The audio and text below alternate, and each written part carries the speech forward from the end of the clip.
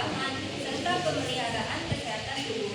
Oleh karena itu, pemilihan makanan yang bergizi seimbang menjadi hal yang sangat penting untuk diperhatikan dalam kehidupan sehari-hari. Nah, setiap jenis makanan memiliki kandungan gizi yang berbeda-beda, seperti karbohidrat, protein, lemak, vitamin, dan mineral. Zat-zat gizi tersebut bekerja sama untuk menjaga fungsi tubuh tetap optimal.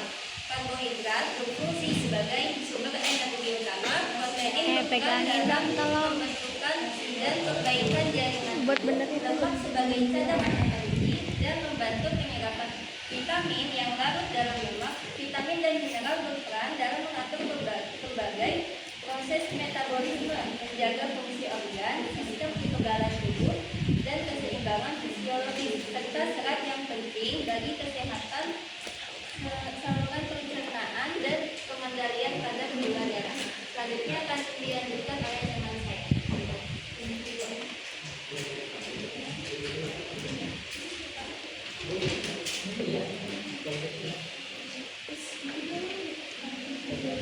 Zat-zat gizi tersebut saling melengkapi agar tubuh dapat menjalankan fungsi normalnya dengan baik, mulai dari pernapasan, berpikir, bergerak hingga melawan penyakit dengan memahami dan menerapkan pola makan yang bergizi seimbang.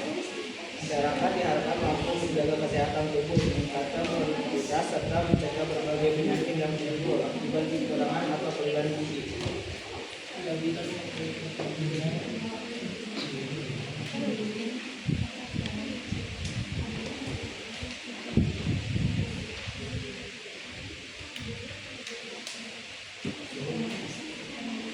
Lalu hasil penelitian dari analisis ini difokuskan pada kandungan gizi yang terdapat dalam beberapa jenis makanan yang umum dikonsumsi oleh siswa kelas 11 seperti nasi, lauk pauk, dan juga buah. Penelitian dilakukan untuk mengetahui seberapa besar kandungan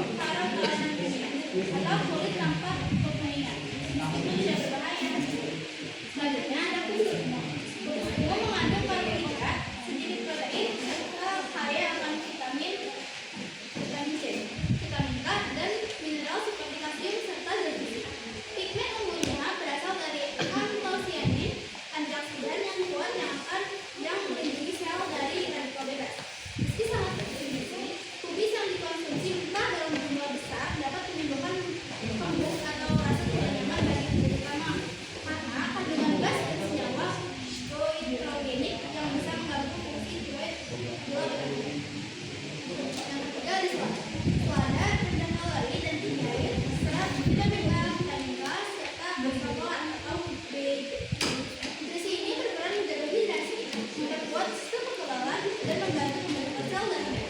Namun, selada mentah yang tidak dicuci dengan bersih dapat menjadi media bakteri seperti E. coli atau Escherichia coli atau Salmonella. Nah, sehingga penting untuk memastikan kebersihannya sebelum dimasak. Yang keempat itu ada timun. Timun mengandung kandungan air lebih dari 95%, sedikit karbohidrat, serta vitamin C dan kalsium. Kombinasi ini membantu menjaga hidrasi tubuh dan melancarkan pencernaan. Konsumsi timun dalam jumlah wajar memang aman, tapi bagi penderita mah berat, keasaman alami pada timun kadang dapat memicu rasa perih di lambung.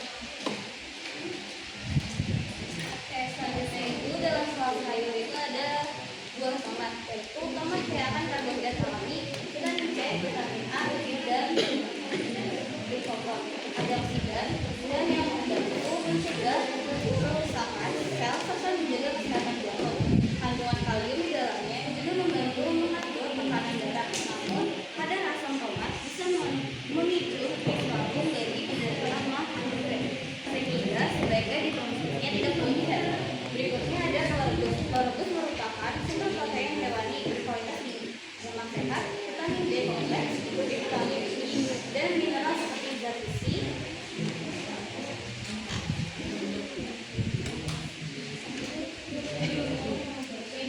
dan mineral seperti zat besi, seng, serta fosfor. Nutrisi ini penting bagi pertumbuhan jantung dalam kekuatan otot. Namun, konsumsi berlebihan terutama daging kuningnya dapat meningkatkan kolesterol darah bagi individu yang memiliki resiko penyakit jantung. Berikutnya itu ada pada saus mayones. Mayones mengandung lemak nabati,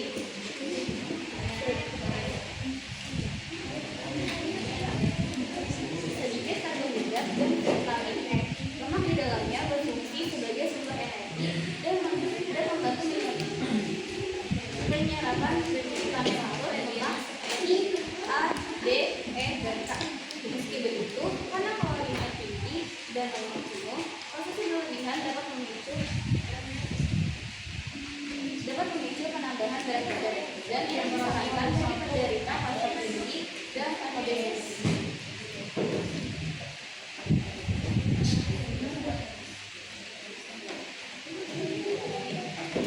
Selanjutnya itu bagaimana kandungan zat gizi dalam berbagai jenis makanan dan memicu kebutuhan gizi bagi tubuh manusia. Jadi kandungan zat gizi dalam makanan mempunyai kebutuhan gizi dengan menyediakan energi, membangun jaringan, dan menjaga fungsi tubuh. Karbohidrat, protein, lemak, vitamin, dan mineral. Dan berbagai jenis makanan seperti nasi, daging, ikan, sayuran, dan buah yang bekerja sama untuk menjaga kesehatan tubuh. Dengan mengonsumsi makanan seimbang, tubuh dapat memenuhi kebutuhan nutrisinya. Yang kedua itu, apa saja faktor yang mempengaruhi tinggi rendahnya nilai gizi dalam suatu makanan. Jadi faktor yang mempengaruhi nilai gizi makanan antara lain adalah salah satu itu dari cara pengolahan jenis bahannya itu, juga kematangannya dan cara penyimpanannya. Cara pengolahan yang tidak tepat dapat mengurangi kandungan gizi, sedangkan penyimpanan yang baik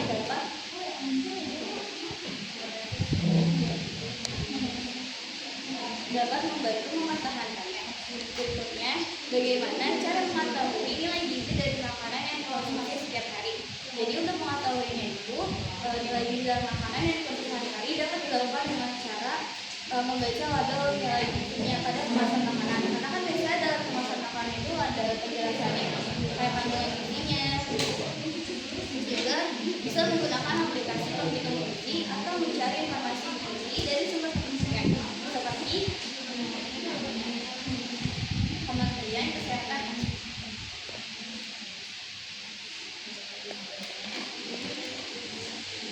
Untuk selanjutnya, saya akan membacakan tentang gizi yang telah saya hitung dalam waktu sehari. Total kalori yang saya makan dalam sehari itu totalnya 1655 kalori, dan BB saya 44 kilo dan tinggi saya 152 cm. Untuk IMT-nya itu saya 0,19 yang berarti status gizi saya baik. Lalu untuk BMR-nya kurang lebih 1250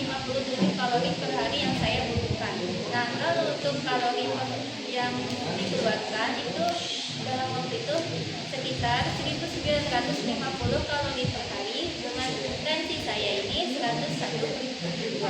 Nah, dari semua itu kesimpulannya saya ini memiliki metabolisme dan badan yang cukup ideal. Nah, di hari itu saya kekurangan 295 kalori dengan cukup kelebihan lemak dan juga serat dan vitamin yang saya konsumsi ini kurang. Terima kasih.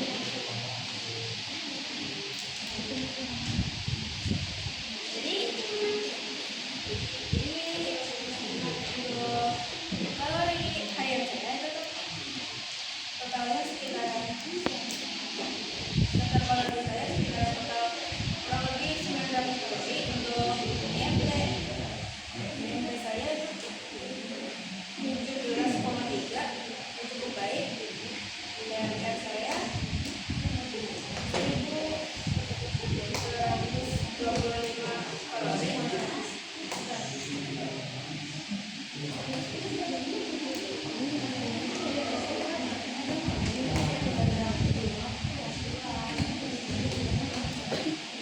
Saya 15 kalori, dan saya juga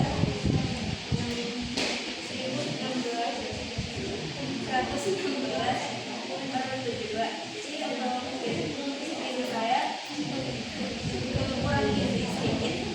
Untuk protein saya memang kurang, karbohidrat memang kelebihan. Selanjutnya saya akan membacakan hasil IMT yang saya hitung, yaitu 24,595. Tensi saya itu 107/83 mHg. Kalau lanjut ke BMR saya setelah saya hitung BMR saya itu diperoleh 1.840 kalori.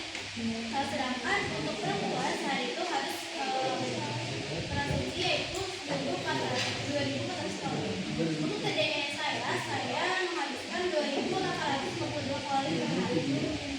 Dengan kesimpulan saya kurang 1.012 kalori per hari. Oke, jadi pada untuk hari Selasa kemarin itu total kalori yang saya makan itu ada 485 kalori dengan IMT sebesar 17 dan BMR itu 1216.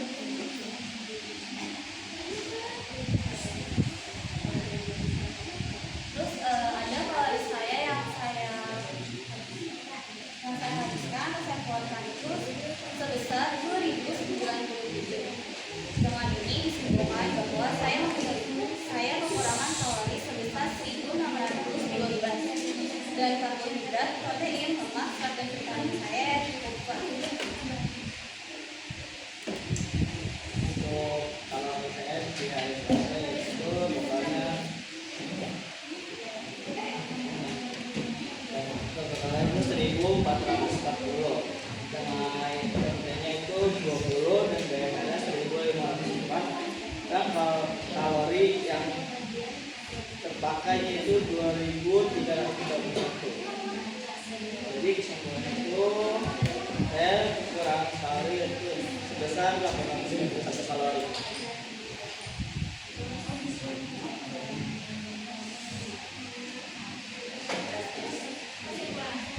Oke, jadi dapat saya simpulkan salah sayur merupakan makanan bergizi karena mengandung karbohidrat, protein, lemak, vitamin, dan mineral yang dibutuhkan tubuh. Selain dari buat, salah sayur juga membantu menjaga berat badan tidak, meningkatkan daya tahan tubuh dan mendukung pola makan yang sehat, meningkatkan kandungan serat dan nutrisi yang lengkap.